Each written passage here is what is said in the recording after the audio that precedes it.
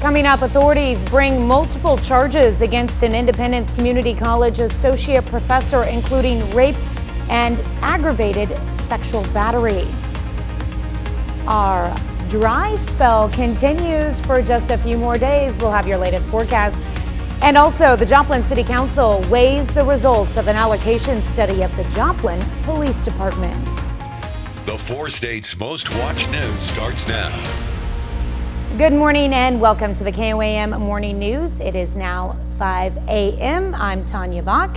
Let's go straight to our top story this morning. An Independence Community College associate professor is charged with rape. Lawrence Markowitz is an associate professor of instrumental music at ICC. He was arrested on Friday, but Monday he was officially charged with 1 count each of rape, attempted rape, aggravated sexual battery, and furnishing alcohol to a minor. Markowitz's attorney says he has been placed on paid administrative leave from ICC. Special prosecutor has been hired for this case.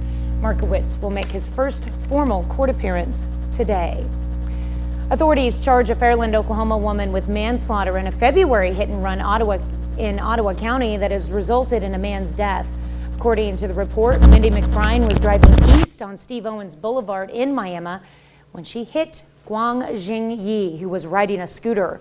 Police say she drove off and was later found with her car run off the road. She's charged with first-degree manslaughter and leaving the scene of a fatality accident.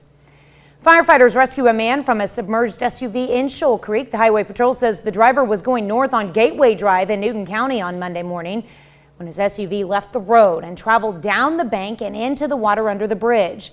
An investigator says the driver had fallen asleep at the wheel. The Reddings Mill Water Rescue Team managed to get him to shore without injuries.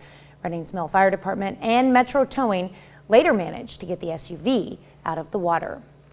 On Monday, a Kansas District Court judge struck down a new Republican-backed congressional map. The map faced lawsuits claiming it would likely make it harder for the only Democrat in the state's delegation to win re-election this year. The judge's ruling is the first time a court has declared that the Kansas Constitution prohibits political gerrymandering. The state has appealed to the Kansas Supreme Court.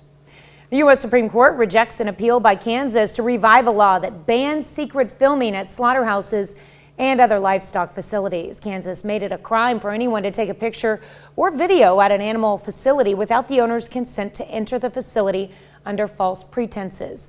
Lower courts struck down the law, and on Monday, the High Court upheld those decisions. Ruling says the so-called ag-gag law violated the First Amendment by stifling speech critical of animal agriculture. Missouri's 2 U.S. senators introduced a resolution to honor 3 fallen police officers with connections to the 4 states. 2 of the officers are Corporal Ben Cooper and Officer Jake Reed of the Joplin Police Department. They were killed in a shootout in early March. A 3rd officer, Rick Hershey, was also shot in that incident but survived. 3rd officer honored in this resolution is Patrolman Lane Burns of the Bonne Terre Police Department. Burns is a Carthage native who was shot and killed in the line of duty on March 17th. The resolution expresses condolences to the families of these fallen officers and to other members of law enforcement. Joplin City Council hears the results of a study on the JPD. The study looked into how the department's resources are allocated. It was performed by an outside company who spent the last 13 months studying the department. According to the study, staffing is rated critical. The department is short 7 dispatchers and 25 uniformed officers. Officials say the turnover rate is the highest they've seen, calling it a revolving door. We know that along with staffing, there's a need to address pay. Pay is a long-standing issue, and it's certainly one that we're going to have to address if we're going to be competitive and attract new officers. These issues will be brought up again at next Monday's City Council meeting. You can see the full 70-page report on our website, KOAMnewsnow.com. Well, it's time to get your carbs on. That's because it's National Pretzel Day. Mark the day by snacking on pretzels at home or hit up a soft pretzel shop like Auntie Anne's at the mall. You can also Google a recipe and try to bake some yourself. You can post to the social media hashtag National Pretzel Day. This food holiday was created in 2003 when Pennsylvania Governor Ed Rendell named April 26th National Pretzel Day. It's a nod to the food's significance to Pennsylvania's economy and history. You don't even understand how much I love soft pretzels. A little bit of salt or even some with cinnamon sugar. Yes, so good. Definitely going to partake. Well, that's a look at this morning's top stories in our first 7 minutes. Coming up on the KOAM Morning News, it's a battle of the best as Pittsburgh and Chanute meet on the diamond. Plus, the Joplin School District gets ready for summer school with a revamped curriculum. And one age group remains without COVID vaccine eligibility.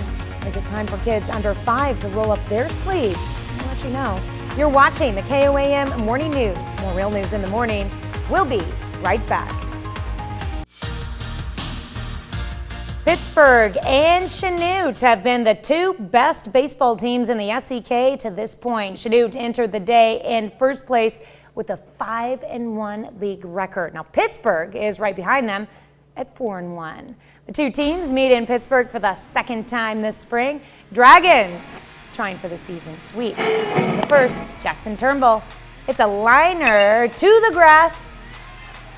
Cooper Hayden and Dawson Stegman both score. It's 2-0 Pittsburgh. A couple of batters later, now it's Braden Benson doing the same thing. He lines one to center, 2 RBIs on the single. Right there. Dragons get 4 in the bottom of the first. Now, top of the second, Chanute gets something going. Elijah Christie drives this one all the way to the wall in left. Double for Christie. Gets runners on second and third. And after that, Jackson Turnbull gets 3 straight strikeouts to get out of the jam. Turnbull, 10 strikeouts and 5 innings of work. Pittsburgh shuts out Chanute in this one, 7-0. The Columbus Titans perfect coming into Monday. The Titans are 11-0 to begin their schedule, including a 4-0 mark in CNC League play. Columbus aims to stay unbeaten, hosting a conference doubleheader against Colgan. Now in game 1, bottom of the second, Colt Ungenheier up for Columbus. Big swing here, clears the fence, out in left center. Titans jump out to the early lead. Now next inning, they played long ball. Now it's time for a little small ball. Landon Midget bunts. He's out at first, but a throw to get the runner at third gets away. And Cade Saporito comes home. At that point, it's 3-1 home team. Then Saporito working at the plate, shoots it back up the middle to add another run for Columbus. Titans win a good one in game 1, 6-3. So game 2, Titans tried to make it a sweep, and that's what they did, taking this one 10-0. The Titans are now 13-0 this season. Now to the Missouri side, big opportunity for the Joplin Eagles, hosting the 8th-ranked Kickapoo Chiefs. Low-scoring game, though, and the Eagles were right there. They fall in the end 2-1. Joplin is right back on the field, hosting Ozark. Pitt State's Paul Pandura has been named the MIAA Pitcher of the Week. Pandura made a little history last Friday in his start against Newman. Pandura threw a no-hitter in the team's 9-0 win over the Jets. It's the 3rd no-hitter in Pitt State history and the first 9-inning no-hitter. His 16 strikeouts, also a program record. We talked to him, and here he is on what was working for him Friday night. I think the main important thing that actually worked for me was having my confidence back. Getting to, throw one ball, so what? Come out and throw another strike. And also the energy. It was electric. My teammates were very supportive. Like Austin Bono, every inning, he'd be like, hey, nothing's changed. Let's go out there, get 1, 2, 3, come back in. And that's what I did. Awesome. Well, finally, the St. Louis Cardinals open a 3-game series at home against the Mets. Cards have 2 series wins in a row and have won 6 of their last 9 games. Just a wild game here. Scoreless until the 8th. St. Louis got 2 in the bottom of the 8th, but turned around and gave up 5 in the top of the 9th. And that was the final. Game 2 is tomorrow night at 6:45. Still to come, residents in Beijing take to panic shopping. Panic shopping. Oh, great. Not again. As a new round of mass COVID testing looms. Plus, a check of the 7-day forecast. We'll have all that when your KOAM Morning News returns. Right, here's a look at your 7-day forecast. Temperatures a little milder today, reaching into the mid-60s. They're going to warm up just a little bit. Cloud cover will help that for our Wednesday afternoon. reaching up into with a high of 72. But then we have a little bit of a cold front moving through with our rain moving into the 4-state area, 40% chance of rain both Thursday and Friday. If we want to pop over to the future track, we can see with the storms that will be coming in into the Midwest area. Or not, that's okay. We'll get those later. We've got chances of rain through the beginning of the weekend, but temperatures sticking through the 70s through Saturday and Sunday should finish off pretty strong. All right, the Joplin School District is revamping its summer school program, aiming to give students more opportunities for hands-on learning. KOAM's Jalen Banks spoke with school officials and has more. Summer school throughout the years has not always been something to look forward to, but Joplin School District aims to change that. Students K through 12 will have more learning options to choose from, ranging from robotics, agriculture, culinary arts, and many other things. The program will also feature 2 hours of each day centered on hands-on learning. The biggest thing is the hands-on camp time. Because we're devoting 2 hours every day to it, and the excitement that we've seen from teachers and from students, the attendance is going to be higher. We're going to have I think the overall atmosphere is going to be, it's going to be more fun this year. Nathan shared that not only are students and parents excited about the new summer program, but teachers as well. And one of the cool things is our teachers were really excited to do it too. And when our teachers are excited to get in and teach, the teaching becomes more authentic, and so kids get excited about it as well. And so it just provides an atmosphere that's going to be fun for everybody. Enrollment for the summer program is up 400 more students than it was a year ago, and school officials hope it continues increasing. In Joplin, Jalen Banks, KOAM News. Well, junior high classes will partner with a nonprofit called Project Accelerus for its curriculum. High school students will work with Franklin Tech to explore career paths. Should be a lot of fun this summer. Now, our question, did you ever attend summer school? It's a simple yes or no answer. But you can join our Facebook discussion and give details about your summer school stories if you have them to share. All right, all you have to do is to go to koamnewsnow.com/vote or go to our Facebook. Healthwatch is after this. Topping Healthwatch this morning, states are scaling back on reporting COVID-19 data. Experts worry less frequent reporting could stall efforts to delay outbreaks. 1 year ago, all 50 states were reporting new cases daily, but that has trailed off. Half of states report once a week, and Florida is down to every 2 weeks. At the federal level, White House COVID-19 team still publishes its community profile report with trends and indicators. And just this month, U.S. Department of Health and Human Services extended the public health emergency declaration for another 3 months. COVID-19 data throughout the pandemic has been utilized by governments at all levels. Experts also shared that even as severe outcomes for COVID-19 improve, they still remain much worse than a bad flu season. Well, the Biden administration is working to make Pfizer's antiviral COVID-19 pill more widely available.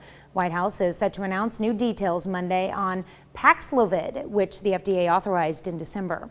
According to tweets over the weekend by the White House's COVID-19 response coordinator, administration is working on establishing more places where Paxlovid will be available, and that includes more test-to-treat sites. That's where people can get free COVID testing, and if they test positive, can be prescribed free antiviral meds on the spot. The other FDA-authorized COVID antiviral pill is Merck's Molnupiravir. About 18 million U.S. children are still not eligible to get the protection of a COVID-19 vaccine, but a key step towards vaccine authorization for kids under 5 could happen soon. Mandy Gaither has more on the timeline. Only one age group remains. Kids under 5 still can't get the COVID-19 vaccine, and many parents have been waiting for it. I totally understand they're frustrated. I am frustrated on their behalf. In February, the FDA said more data from clinical trials was needed to move forward on an emergency use authorization for Pfizer's COVID-19 vaccine for younger children. Now we're learning another vaccine maker could soon seek sign-off for that age group. We expect Moderna to do that this week. And then the FDA scientists are going to do what they have done throughout the whole pandemic, right? Which is they're going to evaluate the data, they are going to assess it for safety and effectiveness, and they're going to make a determination of when it meets their standards. The White House COVID-19 response coordinator says it's unclear how long the authorization process will take, but expects kids under 5 to be eligible to get the vaccine in the next couple of months. I have no expectations that there are going to be any major hiccups, that this should move quickly. This comes as COVID-19 cases are trending up across most of the U.S. Deaths remain low, but hospitalizations are up about 9% from last week. Cases are still important, infections are still important. We want to keep those infection numbers low, but they mean something different now than they did a year ago, right?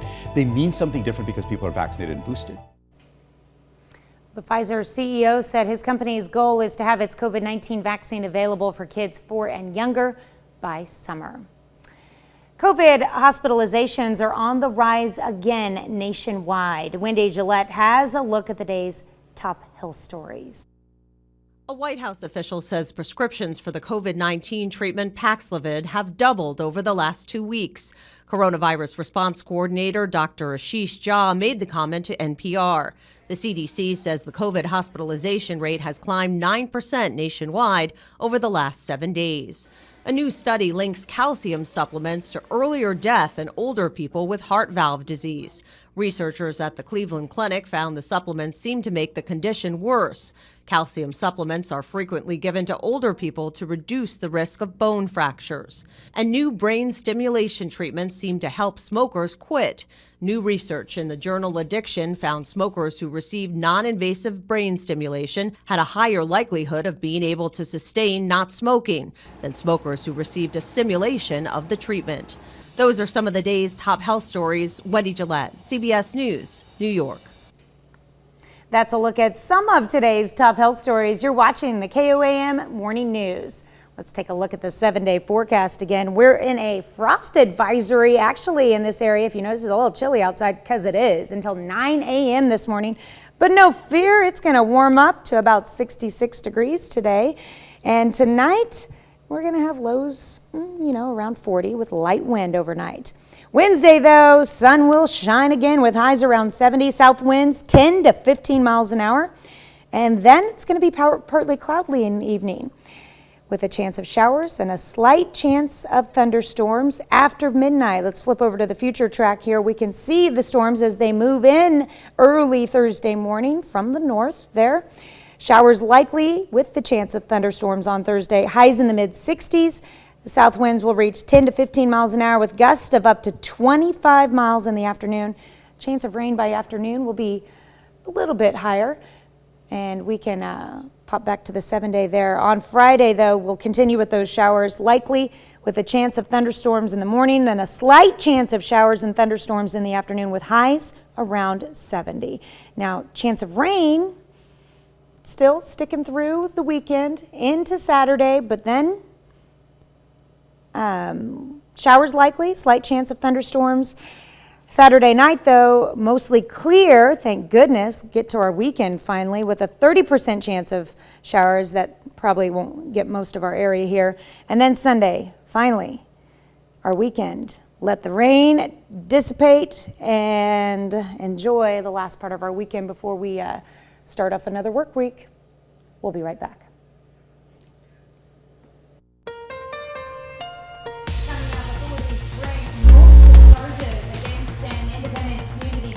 Associate professor, including rape and aggravated sexual battery. Got a chilly one to start in the 4 states. Frost advisories lasting all the way until 9 a.m., but at least we got a little warm up on the way.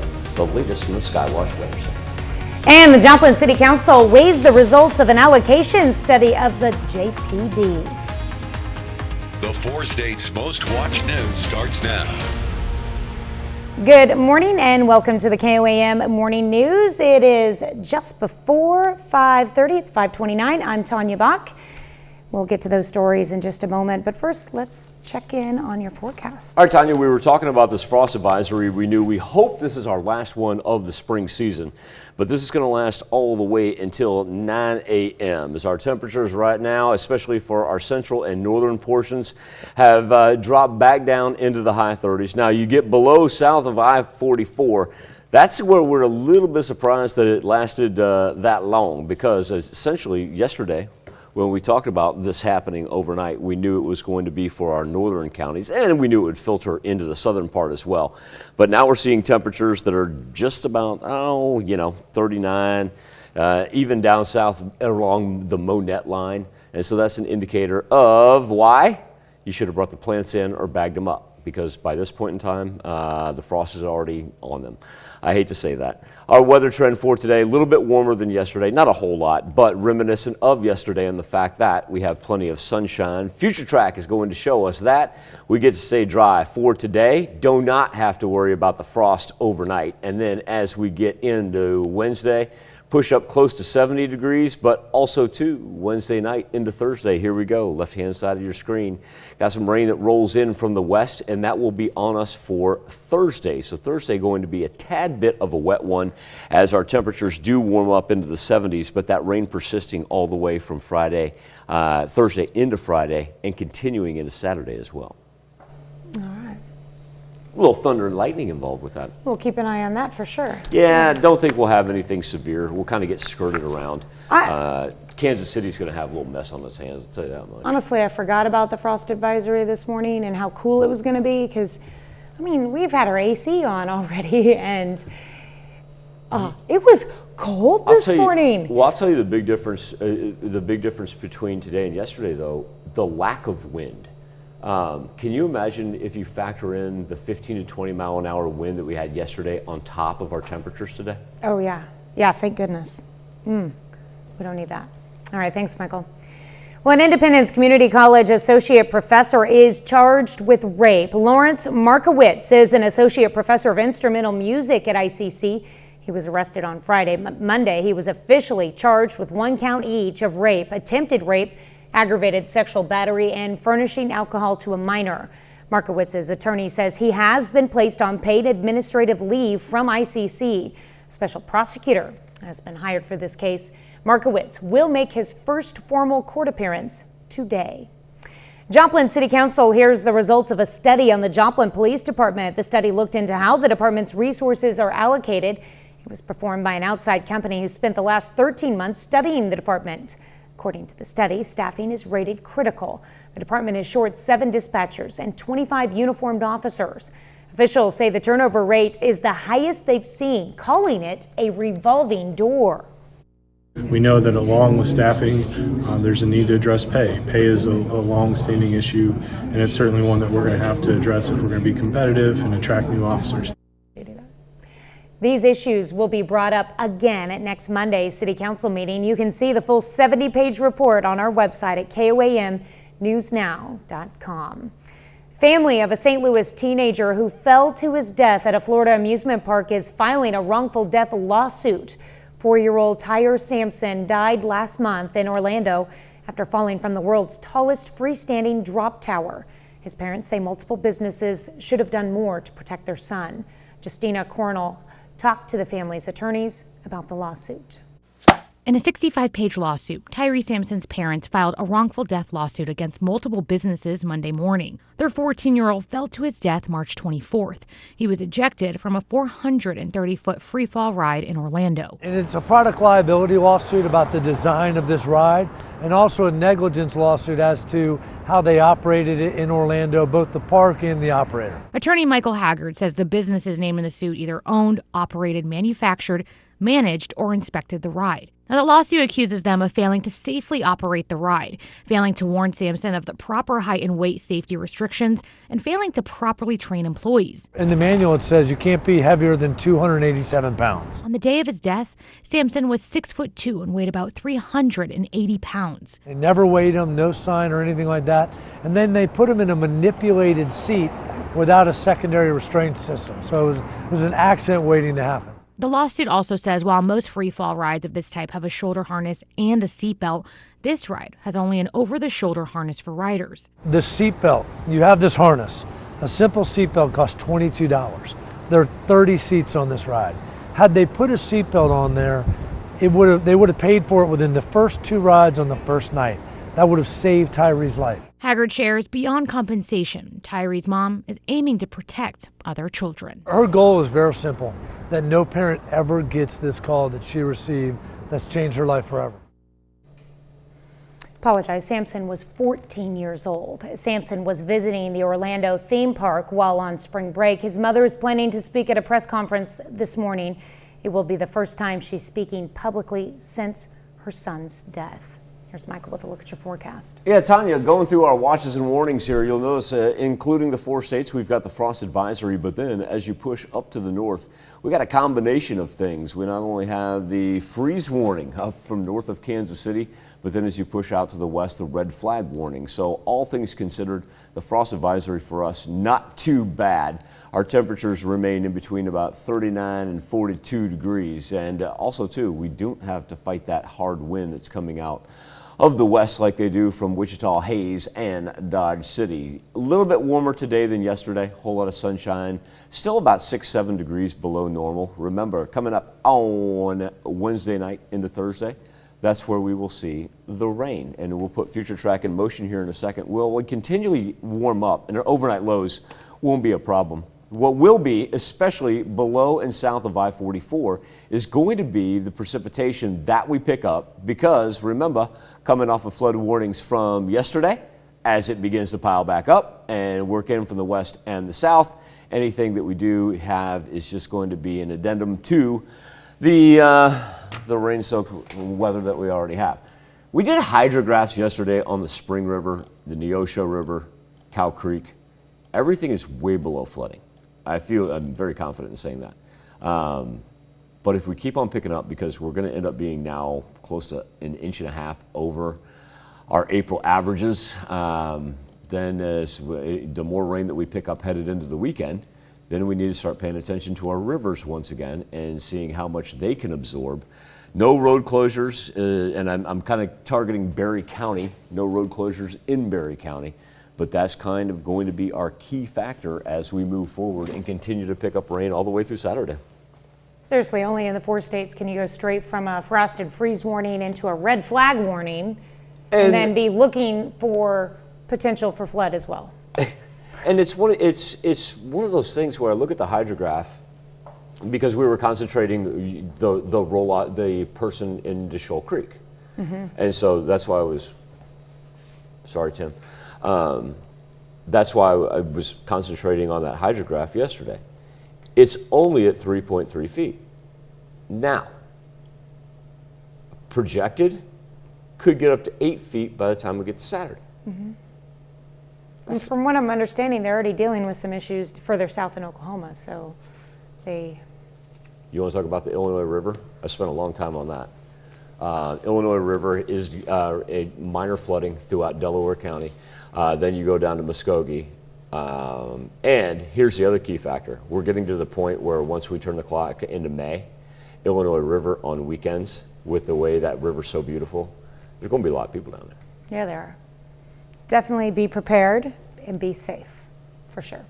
All right, thanks, Michael. We are discussing summer school this morning. For a lot of kids, the thought of summer and school don't go together.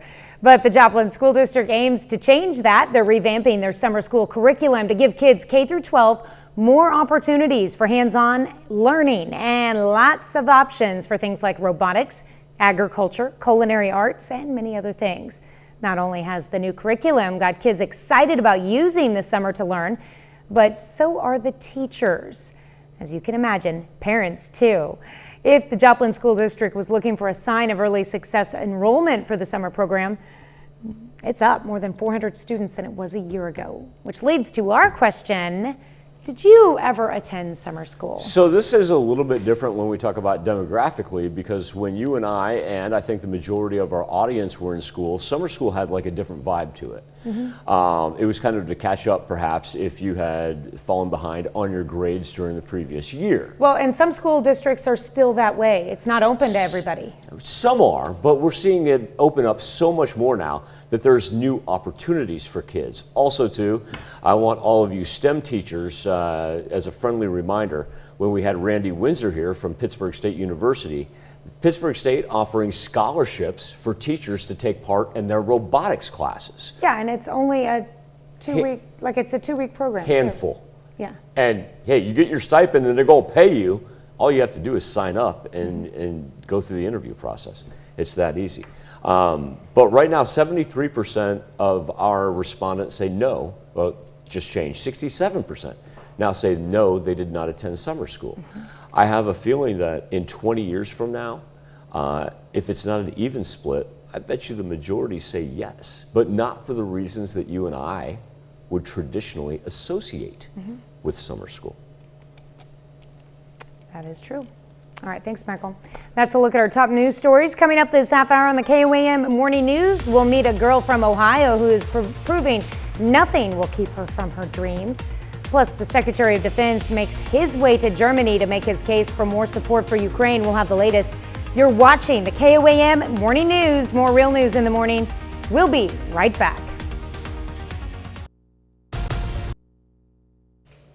Topping World Watch, Defense Secretary Lloyd Austin. He is in Germany, building support among U.S. allies for further military assistance for Ukraine.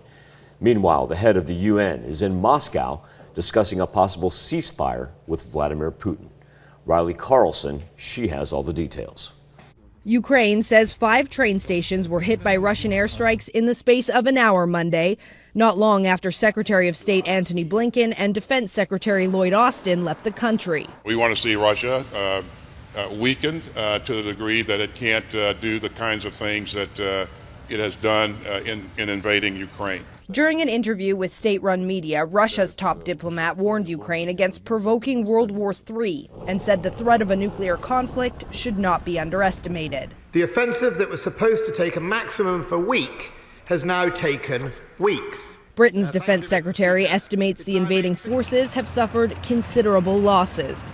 It is our assessment that approximately 15,000 Russian personnel have been killed during their offensive. Over 2,000 armored vehicles have been destroyed or captured. Today, United Nations Secretary General Antonio Guterres is meeting with Russian President Vladimir Putin for the first time since the war began in hopes of securing a ceasefire. It's simply not feasible. Ukraine's foreign minister says the UN leader should instead try to secure an evacuation of Mariupol, where the last of the city's defenders are holed up in this steel plant. We are not afraid of the Russians. And second, we know how to fight and prevail. Meanwhile, a team from the International Atomic Energy Association is examining the Chernobyl nuclear plant site today. It's the first inspection since Russian forces gave it back to the Ukrainians nearly a month ago. Riley Carlson, CBS News. Following his meeting with Vladimir Putin, Gutierrez will travel to Kyiv later this week to speak with Ukrainian President Volodymyr Zelensky. Cuban Foreign Minister Bruno Rodriguez criticizing the U.S. during a press conference on Monday. Rodriguez said the U.S. excluded Cuba from the Summit of the Americas. That summit is scheduled to take place in Los Angeles in June. Rodriguez asked the U.S. Secretary of State, Antony Blinken, to confirm whether Cuba is invited to the meeting. But a U.S. State Department source told CNN that so far, no invitation has been made to Cuba for the Summit of the Americas. Residents in Beijing could be seen in panic, buying in preparation for mass testing plans, which the city announced 3 rounds of COVID PCR testing rolling out for 16 million residents this week. Now, that's on top of plans to test 3.5 million residents, which were announced last weekend. With COVID cases on the rise, authorities have said the city has reached its, quote, threshold for outbreak control. That is a look at our biggest headlines from around the world. We'll be right back with the news you need to know before you head out the door right after this.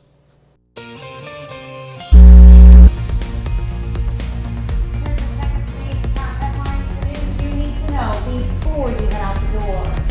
An Independence Community College associate professor is charged with rape. Lawrence Markowitz is an associate professor of instrumental music at ICC. He was arrested on Friday, but Monday he was officially charged with 1 count each of rape, attempted rape, aggravated sexual battery, and furnishing alcohol to a minor.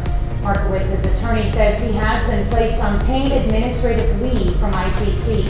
Special prosecutor has been hired for this case. Markowitz will make his first formal court appearance today. Fairland, Oklahoma woman is charged with manslaughter in a February hit and run in Ottawa County that resulted in a man's death. Authorities say Mindy McBride was driving east on Steve Owens Boulevard in Miami when she hit Wang Jingyi, who was riding a scooter. Police say she drove off, later found with her car run off the road. She's charged with first-degree manslaughter and leaving the scene of the fatality accident. Ozark, Missouri man is dead after crashing his motorcycle over the weekend in Berry County. Missouri Highway Patrol says 48-year-old John Daughtry was traveling east on Highway 76 near Shell Knob when he traveled off the road and hit a sign. He was taken to a local hospital where he was pronounced dead. Firefighters rescue a man from a submerged SUV in Shoal Creek. The Highway Patrol says the driver was going north on Gateway Drive in Newton County Monday morning when his SUV left the road and traveled down the bank and into the water under the bridge. Investigator says the driver had fallen asleep at the wheel. Reddings Mill Water Rescue Team managed to get him to shore without injuries. Reddings Mill Fire Department and Metro Towing later managed to get the SUV out of water. And that's a check of today's top headlines, the news you need to know before you head out the door. Well, frost advisories all the way until 9 o'clock on this Tuesday morning. Now, eventually our temperatures actually this afternoon are going to end up better than what we had yesterday. Just got to kind of limp through the early morning frost. Big difference from the 2 days, from Monday into Tuesday, is watch the wind arrows. It's a slight shift, but it's enough to make a world of difference in the fact that it comes in from the east and not the north. So you combo that with the sunshine that we're going to have and temperatures, let's go mid to high 60s for today. So still a little bit below normal, but not too bad whatsoever. And I think the important part is we'll be on the dry side. Let the streams and creeks kind of drain, because coming back on Thursday, additional rainfall will carry us into the weekend. More KOAM morning news right after this. An Ohio girl with a disability is proving that an able mind can do anything. Although born without legs, Paige Calendine is a swimmer and a gymnast. But it's another sport that has everyone amazed: archery. Anthony Mitchell has the story of this phenomenal young lady. We caught up with one Maysville Elementary student who isn't letting her disability hold her back, but instead inspiring others to achieve their dreams. 10-year-old Paige Calendine of Zanesville was born without legs, but has not stopped her from taking part in the sports that she loves. She participates in gymnastics and swimming. Now she's taking her talents to another sport, archery. Paige's parents say that it was her idea to try archery, and once the time was right, they supported their daughter in her newest venture. She actually come up to me like last year and talked about archery, and I was like, Paige, with everything we got going on right now, let's just see how it does. I was afraid she wasn't going to be able to pull the bow back far enough because, she's kind of small. She don't have a big chest or anything to get a full draw back. So I was like, let's just hold on. And then she brought it up again this year, and I was like, you know what, let's try it. You want to do it? We'll try archery. And it was great. I mean, I'm glad we did because she does awesome. Just like anyone else trying something new for the first time, it takes practice to get where they want to be. But for Paige, her disability created different obstacles and challenges for her in the beginning. But with the help of her support system, Paige adjusted and made it work for her. Starting off, it was challenging, struggle, just trying to figure out how she could do it. I mean, you would think it'd be easy just pulling it back, letting it go, but we found obstacles like her wheelchair, the string and stuff, lining up and everything, just so that the bow could actually fire and everything go in line and smooth. Just like the other sports she's taken part in and the challenges that she's faced throughout her life, she's not only overcome adversity but has strived. Not only is Paige an athlete and a kid doing what she loves, but she serves as an inspiration for others that are disabled, and hopes her story motivates those in a similar situation to believe in themselves and try. That's what we tell her all the time, girl, you are built different. If anybody says they can't do something, they need to watch you and see. And she's an inspiration to do it. And she does whatever she wants pretty much. For Paige, she says she has a message to share for others who are also disabled and facing similar challenges. Never give up of what you're doing and follow your dreams. We'll be right back with another look at your forecast after this.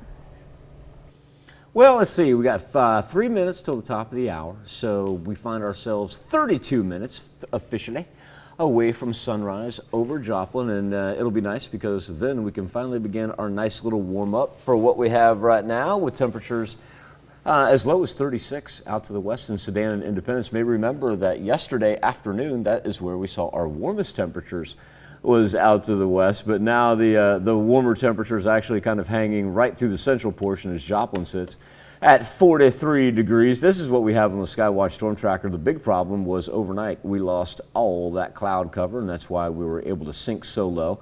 And so when we talk about our watches, warnings, and advisories, the counties in purple indicate a frost advisory lasting all the way until 9 o'clock this morning. Tell you what, you move up here to the north, get on the north side of Kansas City, and that darker purple that you see, that's a freeze warning. So it could be a little bit worse, we'll say that. And our temperatures today, while a little bit above what we had yesterday, still below normal. Have to remember, normal high for the latter third of April would be around 72 degrees.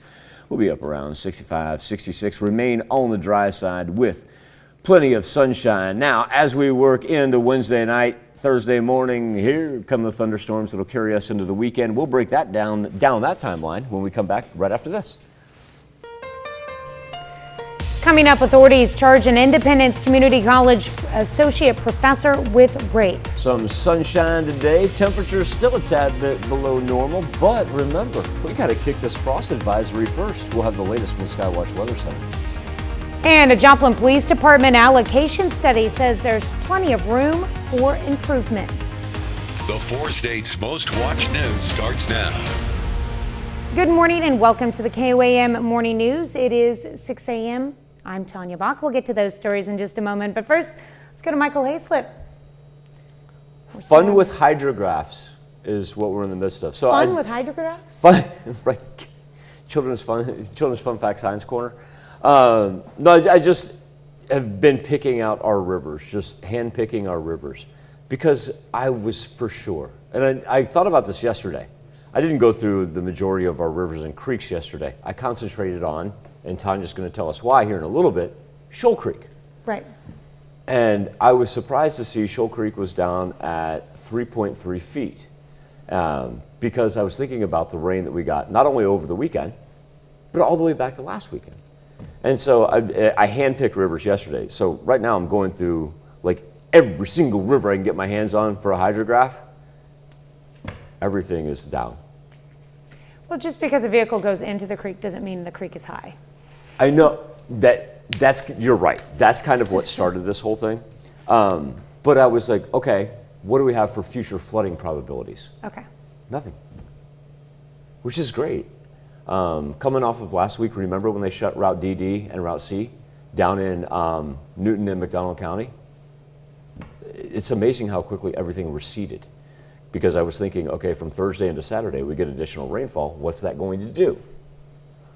Doesn't look like it's going to do much. I know I was just surprised by it. Not one of those things where I'm not going, ho, I told you so. It's one of those things where I'm like, wow, I was really wrong about that. I thought our water levels would be much higher. With that being said, the reason Tanya and I are talking about that, because after our frost advisories are done for today, we're eventually going to turn our attention toward rain here from Thursday into Saturday. In the meantime, Tuesday, we're going to go mid-60s, whole bunch of sunshine. Luckily, even sans cloud cover, don't have to worry about it dropping down close to the freezing mark overnight. Southwestern warmth going to keep us at bay. Wednesday, 70s. Well, that's not too bad. Now, Wednesday night into Thursday. Now we begin to roll in that thunderstorm activity. And as it creeps in from the west, my point being, we're just lucky because I'm looking at all these river gauges right there from Thursday, and it just keeps on rolling into Friday. It looks like right now our rivers and streams are going to be able to absorb this. It's not a mess.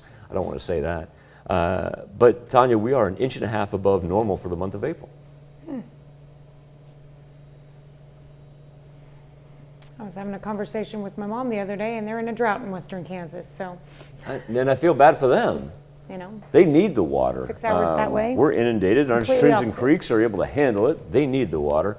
I learned something over the weekend that now that I realize I'm embroiled in. Do you know what potamology is? Potamology? Yeah. Not exactly. I can't believe I just said yeah. I apologize for that. Yes. Don't laugh, Ron. I tell my kids don't say yeah or nah. Please, please continue this fun facts in the Science Corner session today. Potamology is the study of rivers. Okay, that's weird. I wouldn't have guessed that. Me neither. That's what I learned this weekend. Okay. Also, too, there is not one nor two rivers that run backwards. Or when I say backwards, that run to the north or run to the east. There's actually 48 of them. Thank you, Ryan McGee and Marty Smith. All right. Yes. 48. Did not know that. That's because this weekend I did potamology.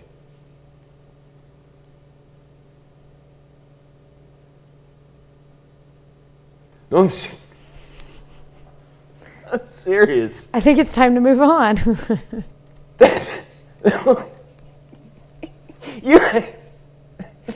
I'm going to leave it at that. Just let it be awkward. No, because actually, one look at you, we've known each other long enough that one look at you right there. You mean you studied? I knew where you were going. And you studied potamology. I know, yeah.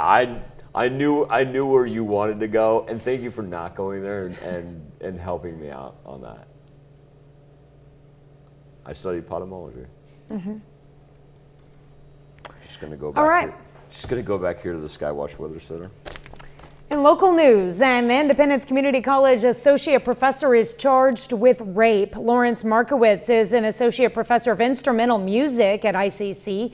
He was arrested on Friday, but Monday he was officially charged with 1 count each of rape, attempted rape, aggravated sexual battery, and furnishing alcohol to a minor. Markowitz's attorney says he has been placed on paid administrative leave from ICC. Special prosecutor has been hired for the case. Markowitz will make his first formal court appearance today. A Fairland, Oklahoma woman is charged with manslaughter in a February hit and run in Ottawa County that's resulted in a man's death. Authorities say Mindy McBride was driving east on Steve Owens Boulevard in Miami when she hit Guang Zhengyi, who was riding a scooter. Police say she drove off and was later found with her car run off the road. She's charged with first-degree manslaughter and leaving the scene of a fatality accident. Firefighters rescue a man from a submerged SUV in Shoal Creek. The Highway Patrol says the driver was going north on Gateway Drive in Newton County Monday morning when his SUV left the road and traveled down the bank and into the water under the bridge. An investigator says the driver had fallen asleep at the wheel. Reddings Mill Water Rescue Team managed to get him to shore without injury.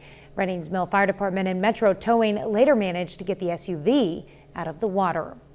An Ozark, Missouri man is dead after crashing his motorcycle over the weekend in Berry County.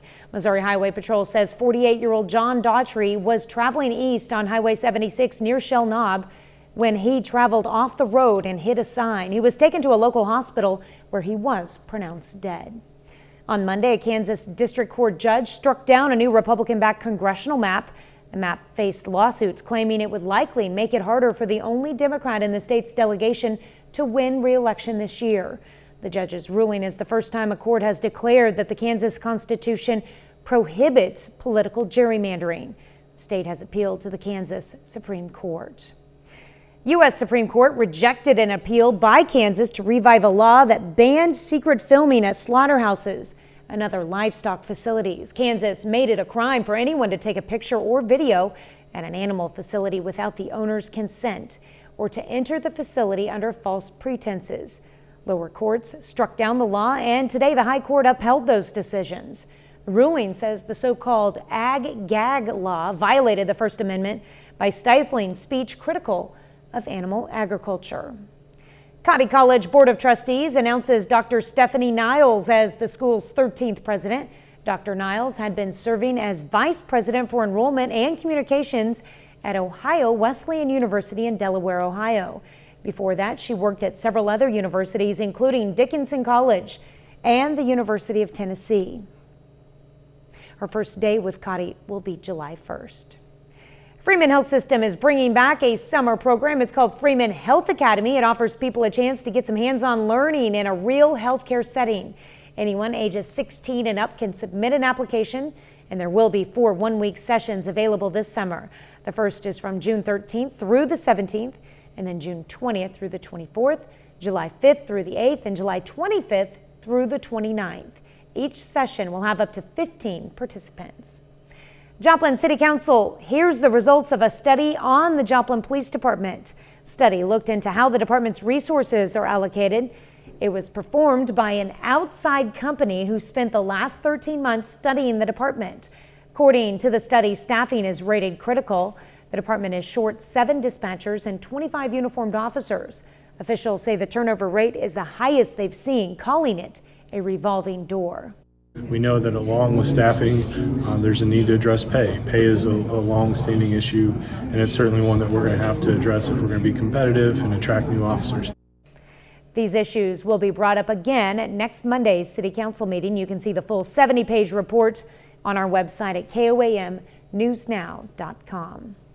Today, back in 1865, Lincoln assassin John Wilkes Booth dies. John Wilkes Booth is killed when Union soldiers track him down to a Virginia farm 12 days after he assassinated President Abraham Lincoln. 26-year-old Booth was one of the most famous actors in the country when he shot Lincoln during a performance at Ford's Theater in Washington, D.C. on the night of April 14th. Booth was a Maryland native and a strong supporter of the Confederacy. He and several other conspirators hatched the plan to kidnap the president, but the opportunity never presented itself. After Robert E. Lee surrendered, the plan was changed to a simultaneous assassination of Lincoln, his vice president, Andrew Johnson, and Secretary of State, William Seward. Only Lincoln was killed, but Seward was stabbed and did survive that. For seemingly the past month, and granted, people, those of you out there that love to hate me, and that's fine. And when I get stuck on the subject matter, we have seemingly been stuck on John Wilkes Booth and Abraham Lincoln on this day in history for seemingly a month. In baseball. Well, you don't seem to mind that's that. Probably, that's my fault. You blame me for that one. Don't blame me for John Wilkes Booth. As much as I would never blame you for John Wilkes Booth. Well, I would hope not. So two things. Number one, you weren't around in 1865. You don't know that. So Dr. Niles is from Ohio Wesleyan? You do study podology. Is that what I heard? Dr. Niles is from Ohio Wesleyan. That's interesting. I did not realize that. I did look this up. Okay. Just for your edification. Potamology is the subject of hydrological processes of rivers. I would have told you it was like the study of rivers because I'm not smart enough to give you. I just wonder where the name is. The name is derived. The spelling of the name is derived. Like, why start with P-O-T? That's why I just like to let it sit there because I knew where you were going to go with it, and so I want to keep that joke going. Folks, don't start your day with potamology. I'll look up your hydrographs. How about that? Sunny skies, temps in the mid-60s today, and then eventually thunderstorm activity Wednesday night, but we've still got about 48 to, say 60 hours of beautiful four-state weather left ahead of us. That's a look at this morning's top stories and weather in our first 7 minutes. Coming up on the KOAM Morning News, we've got Jasmine Kyle from the SEK Humane Society in studio, showing off some dog houses that students made for an upcoming auction. Plus, Governor Laura Kelly in Kansas honors the Jayhawks, who have, in case you didn't know, just came off a recent championship win. What? Yeah. What is that? And the oldest person in the world dies at the age of 119. You're watching the KOAM Morning News. More real news in the morning. We'll be right back. Topping Nation Watch this morning, the Kansas University Jayhawk basketball team, not to be confused with Kansas City, that was awarded the national championship by the NCAA. Anyway, the team got to meet with Governor Laura Kelly on Monday. in Topeka, watching her declare the KU men's basketball national championship victory day. How cool is that for those young men and Bill Self? That honor comes after KU won the NCAA basketball tournament earlier this month. It marked the largest comeback for a team in NCAA history in the championship game, as the Jayhawks last won the tournament in 2008. Now, the whole thing about, congratulations, Kansas City, that is actually how Mark Emmerick, the NCAA commissioner, congratulated them after they won. That was just interesting for everybody. All right, let's talk about what happened in Northeast Ohio on Monday. We had powerful storms, twisting metal, splintering wood, scattering debris, and that included damage in the Eaton Township. Roof blew off a building. That's destruction from a storage facility. Luckily, no reports of any injuries. Authorities are warning drivers to avoid the area. An admissions policy at an elite public high school in Virginia will remain in place, but only after a decision from the Supreme Court. The court denied a request from a coalition of parents to block the program while the appeal process plays out. Critics say this policy discriminates against Asian American students who want to attend Thomas Jefferson High School for Science and Technology after the new policy was put into place. Okay, so here's what happened. Percentage of Asian American students who were offered spots in the school dropped from 73% to 54% in just 1 year. Lawyers for the Fairfax County School Board insist that the policy is, quote, race neutral, end quote, and is meant to add more diversity to the school. About 5,000 nurses in the state of California now on strike. The nurses at Stanford Healthcare and Lucy Packard Children's Hospital say they're understaffed with little mental health support. They're asking the hospitals for more money and better health care. The nurses' labor contract expired March 31. Since then, the union and the hospital system have not been able to reach an agreement. Another round of negotiations are set for Tuesday, while the hospitals are still open with replacement nurses. Some elective procedures, however, have been canceled. In Louisiana, a federal judge temporarily stops the White House from ending a Trump-era pandemic restriction on the U.S. southern border.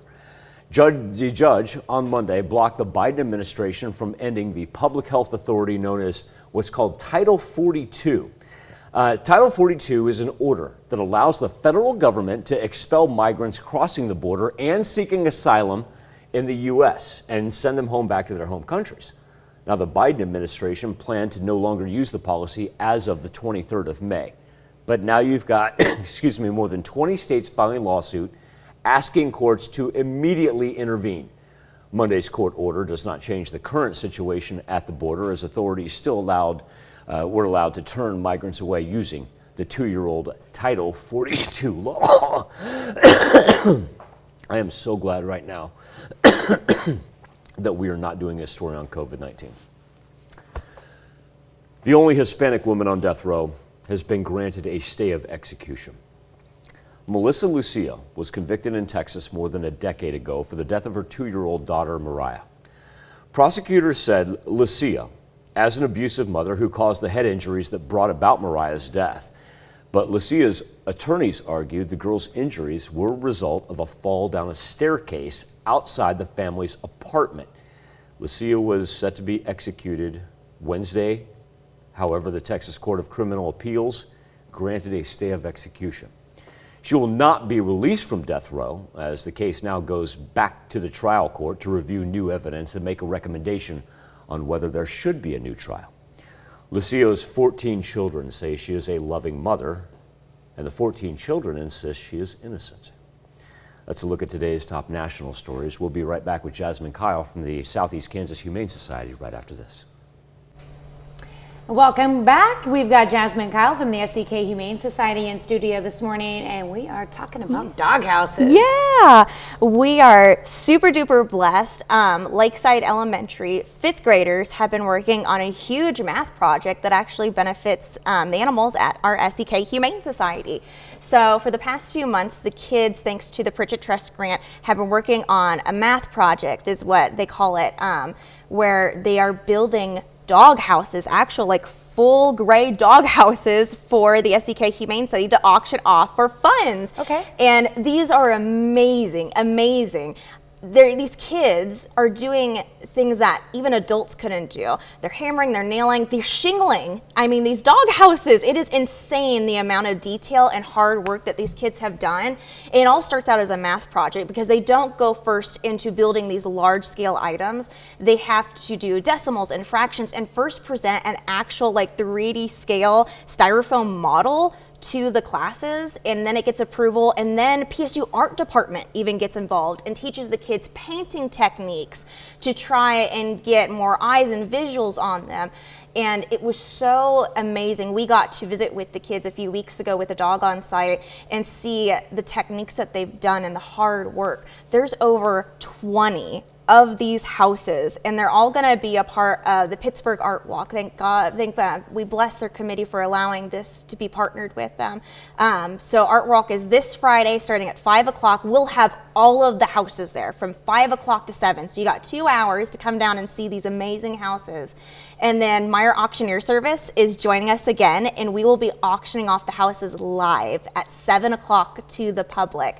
All funds raised will be going to the SEK Humane Society, and even Pure Looks Dog Food Company is donating a bag of dog food per house too. So not only are you getting a custom-made house that is such a high quality. I mean, they even have shingles on the top of the roofs for weather, but you're also getting a free bag of dog food on top of it, and you're supporting your local animal shelter. Yeah. Well, where the dog house is going to be located? Yeah, so we're right on 4th Street, right in front of Brick and Mortar by the Colonial Fox Theater. And of course, the SEK Humane Society is coming back this year for Art Walk. So we're going to have our own table and booth. We're going to have dogs ready for checkout for the public to walk throughout the event.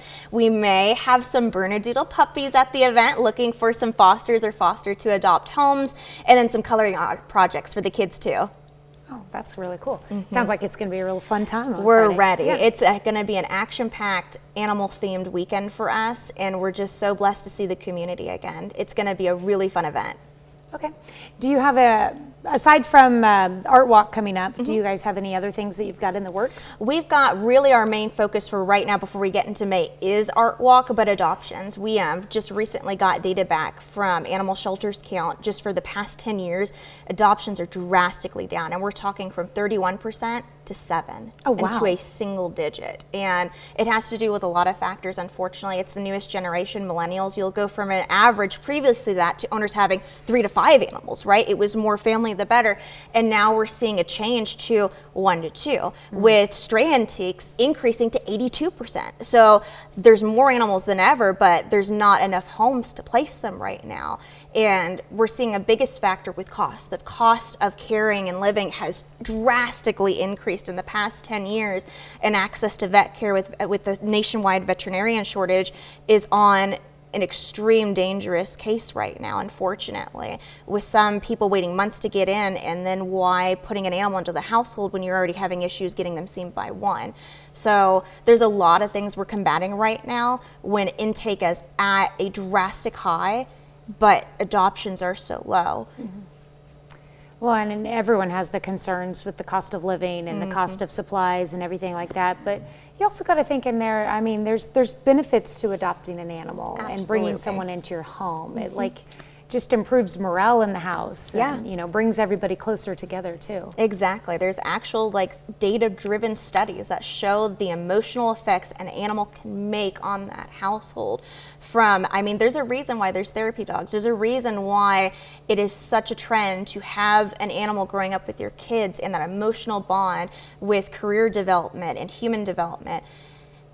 Shelters need you right now. And please, if you are thinking about adopting, now is the time, because we're getting into puppy and kitten season, and most of our shelters are already at full capacity right now. So we're doing everything in our power to try and save as many as we can right now. How many animals do you plan to have out there Friday evening? Yeah, we'll probably have 4 to 6 usually is the average, just not for overstimulation, but we will have our book out there that has every single available animal that we have. A lot of them are still sponsored, of course, meaning that they have no adoption fee. And again, we're gonna have some cute puppies, the Bernedoodles, Mountain Bernese, Pyrenees mixes, and they are cute as little buttons. We have, I believe, 4 boys that are still left looking for homes. All right. Well, definitely come out to the Pittsburgh Art Walk. What's the location again? Yeah, we're going to be right on 4th Street in front of Brick and Mortar. All right, sounds great. And do you mind sticking around for our Fox show? Absolutely. Right. Like to see those dog houses again. Yeah. All right, we'll be right back. Topping Healthwatch this morning, a new study shows an alarming trend in adolescent suicide for some parts of the country during the pandemic. Researchers from Harvard, Boston Children's Hospital, and MIT looked at data from 14 state health departments. They found there was a marked increase in the proportion of suicides in adolescents in 2020 compared to the years before the pandemic. Authors noted interventions such as counseling and more readily available suicide risk assessment solutions could help teens at risk. The world's oldest person dies at the age of 119. Jane Tanaka was born on January 2nd, 1903 and died April 19th. In a tweet earlier this month, her family said she'd been sick and in and out of the hospital. Japan's Ministry of Health, Labor and Welfare said the Japanese woman was certified by the Guinness World Records as the world's oldest person. Tanaka was supposed to take part in the Olympic torch relay and at the postponed 2020 Olympics, but she did not participate because of COVID-19 concerns.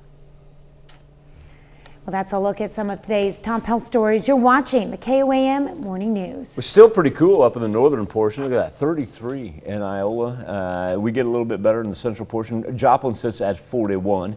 And then down to the south, Grove and Miami sit at 39. Big factor is losing any cloud cover that we have. That's why our temperatures have gone down so low. But this afternoon, sunny skies, highs around 66 degrees with an east breeze. We'll talk about our upcoming rain when the KOAM Morning News returns. Coming up, authorities charge an Independence Community College associate professor with rape. Still a little chilly outside. That's why we've got frost advisories lasting until later this morning and a little rain on the horizon. The latest from the Skywatch Weather Center. And a Joplin Police Department allocation study says there's plenty of room for improvement. The 4 states' most watched news starts now. Good morning and welcome to the KOAM Morning News. It is 6:34. I'm Tanya Bach. We'll get to those stories in just a moment, but first, we're still under a freeze warning. We are. Well, frost advisory. Frost advisory. That's okay because Frost you're right though. Because what I'll do is I'll throw this on here, and that'll give you an idea for the frost advisory. But Tanya's exactly right because if you go up to the north right there, all that dark purple, that is a freeze. It's a late April freeze warning, and that's crazy geographically when you talk about the extent of it. Because even after that little gap, when you push down into the panhandles, it continues. If we were talking about the far upper plains with the weather that they've had, blizzard-like conditions even on some days, wouldn't be so much of a surprise. But as you sink down to the south into our neck of the woods, yeah, it's tremendously late in the year for us to be putting up with this. But look at that, we've got Iola at 33 degrees, so just jockeying right along that freezing point. 41 right now in Joplin. Let's roll 42. Would be our 1 point in Welch. Now, this afternoon, we're going to make it up into the mid to high 60s. And the reason it's a little bit warmer than yesterday, not only the sunshine taking over, but also, too, the wind now working in from the east instead of the north. Staying on the dry side, that is a positive because we're going to need the rivers and creeks and low-lying areas to recede before we get to Wednesday night, Thursday morning as the rain kicks in. Even though we continue to warm up. Tanya, that rain sticks around from Thursday, Friday, and Saturday. Jasmine Kyle from the SEK Humane Society, who just joined you over in Studio H, just asked a question there during the break. She's like, how much is it going to rain on Friday, like amount-wise? I'm like, it's not going to pour all day. It's just going to be dreary. Mm-hmm. Once it starts on Thursday, it just sets up for a dreary Thursday, Friday, and Saturday. Yeah, it makes it tough for the artwork. Hopefully it won't be coming down. We'll have lots of canopies out. It's perfectly fine because if you're going to be at the Pittsburgh Art Walk, partake in things like Mike Cessna has for us that's going to support UNICEF. That goes directly, all the benefits going directly toward the children in the Ukraine. And a wonderful painting idea, expressionist painting idea that he's come up with. Don't have to be a professional by any means. I'm going to even take part in it. Tent. Yeah.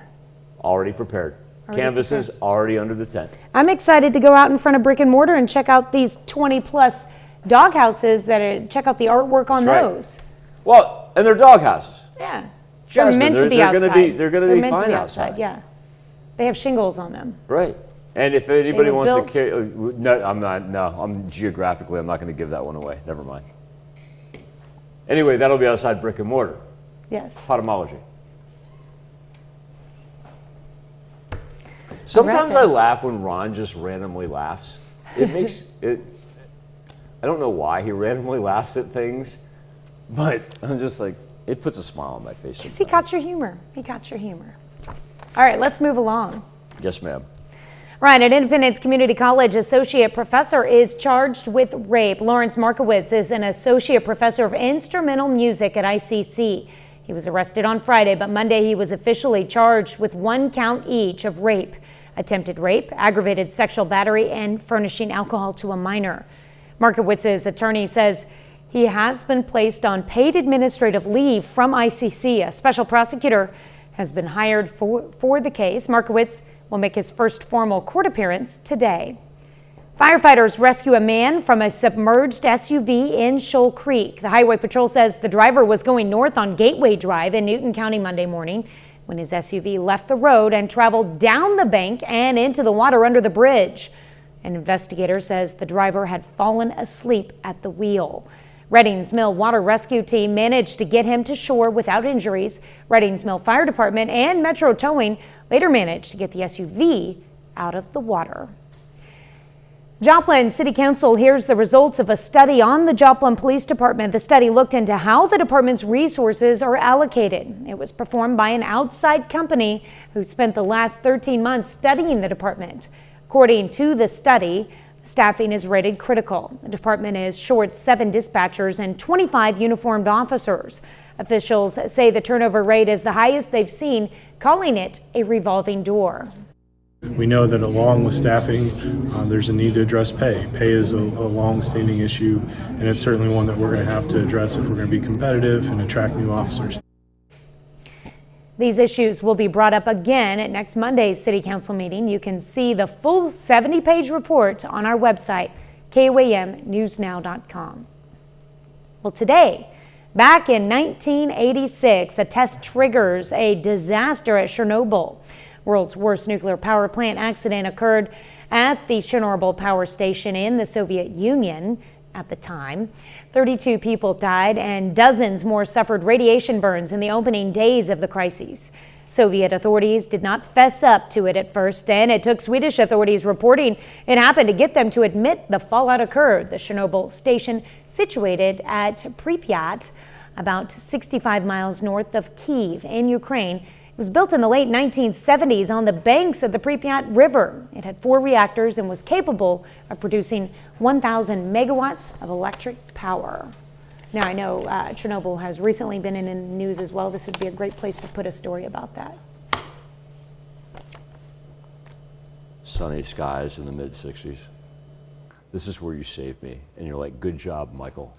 You did not say anything to bury yourself on this day in history. Sunny skies, mid-60s, warming up to the 70s on Wednesday. Be prepared. Wednesday night into Thursday. That's where we need the umbrella that will carry us into the weekend. Now, I was not ignoring that story. I was just maintaining diplomacy.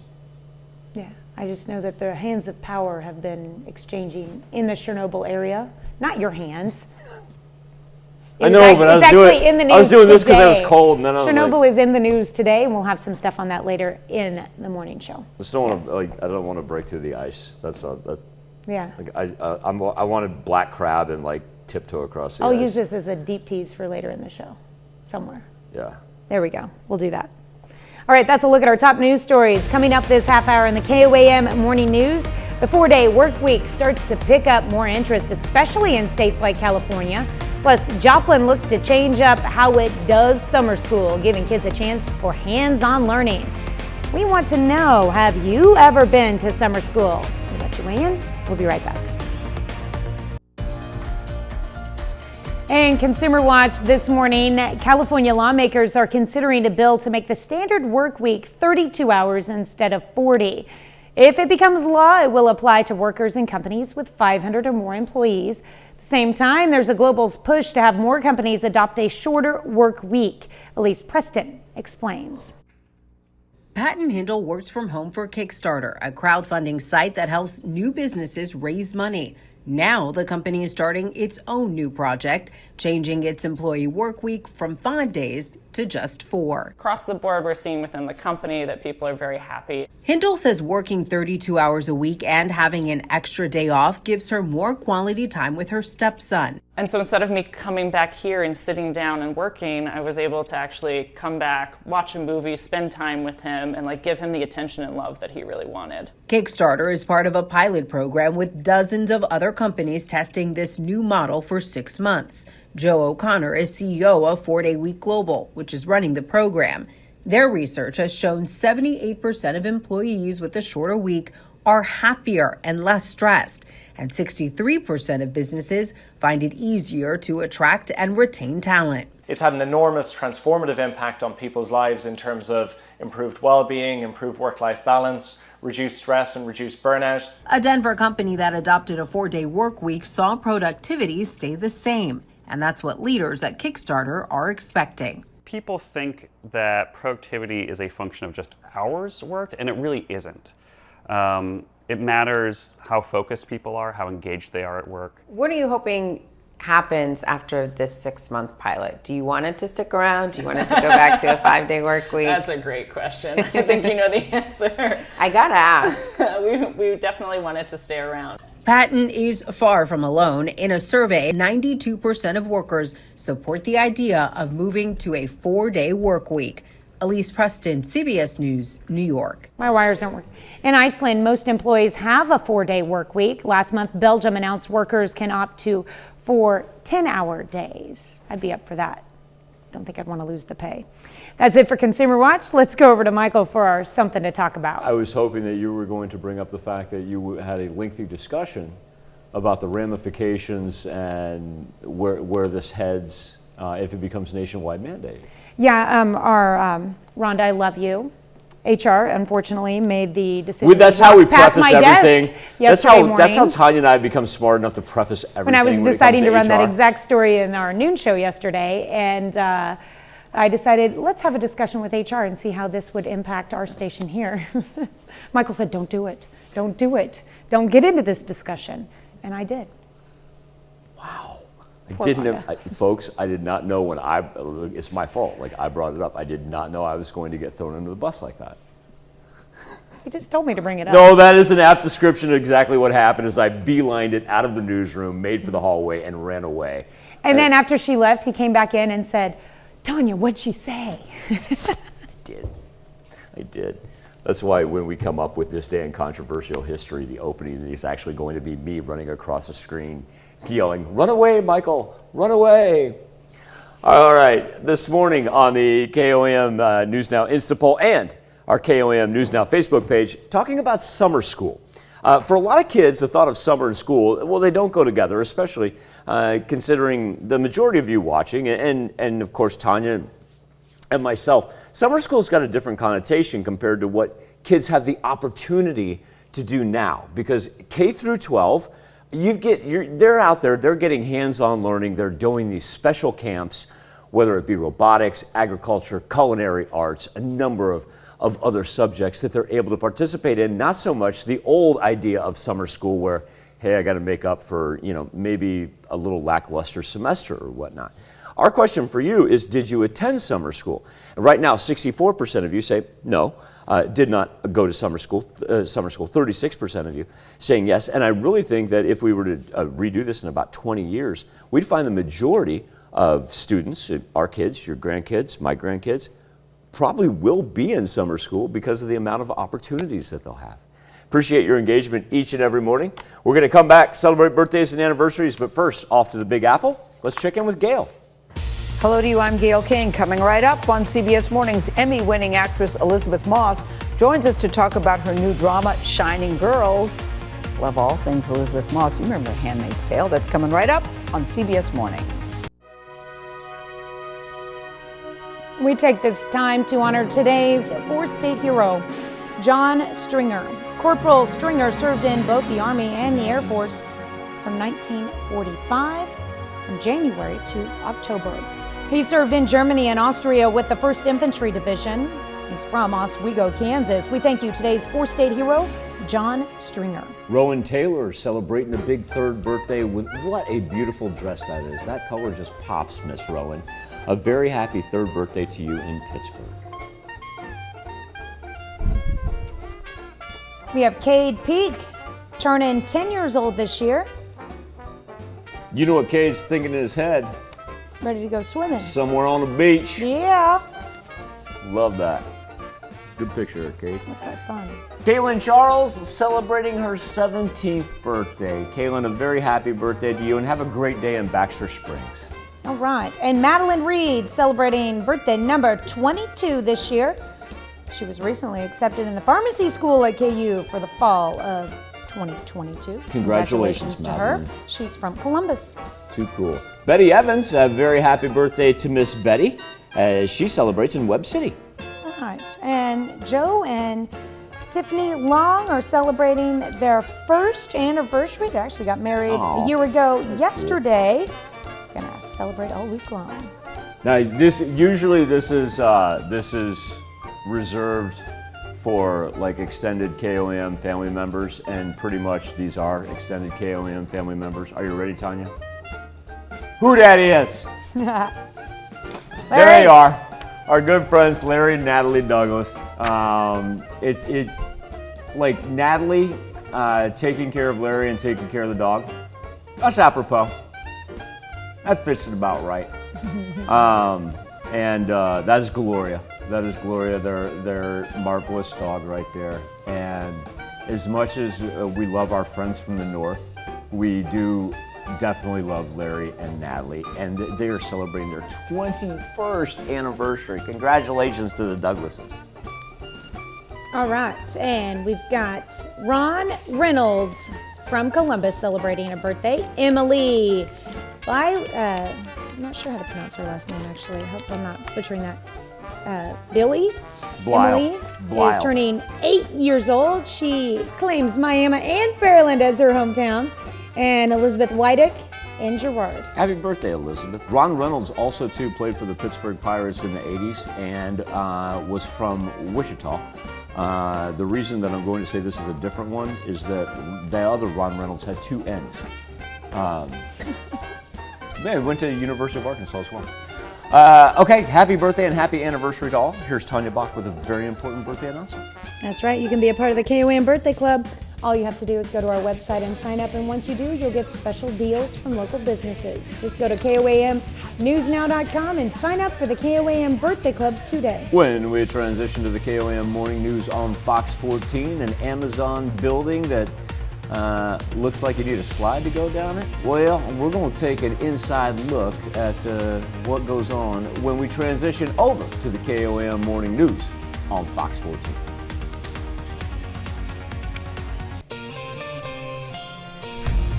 Here's a check of today's top headlines, the news you need to know before you head out the door. An Independence Community College associate professor is charged with rape. Lawrence Markowitz is an associate professor of instrumental music at ICC. He was arrested on Friday, but Monday he was officially charged with 1 count each of rape, attempted rape, aggravated sexual battery, and furnishing alcohol to a minor. Markowitz's attorney says he has been placed on paid administrative leave from ICC. Special prosecutor has been hired for the case. Markowitz will make his first formal court appearance today. Fairland, Oklahoma woman is charged with manslaughter in a February hit and run in Ottawa County that resulted in a man's death. Authorities say Mindy McBride was driving east on Steve Owens Boulevard in Miami. She hit Guangjin Yi, who was riding a scooter. Police say she drove off and was later found with her car run off the road. She's charged with first-degree manslaughter and leaving the scene of a fatality accident. And an Ozark, Missouri man is dead after crashing his motorcycle over the weekend in Berry County. Missouri Highway Patrol says 48-year-old John Daugherty was traveling east on Highway 76 near Shell Knob when he traveled off the road and hit a sign. He was taken to a local hospital where he was pronounced dead. That's a check of today's top headlines, the news you need to know before you head out the door. Hey, highs in the 60s, sunny skies today and tomorrow, rain on Thursday. Do me a favor, be safe. We'll do this all again tomorrow morning. And we're going to do it again today at noon. Order for a brownie batter shake and a yellow cake batter shake. I'm getting it started.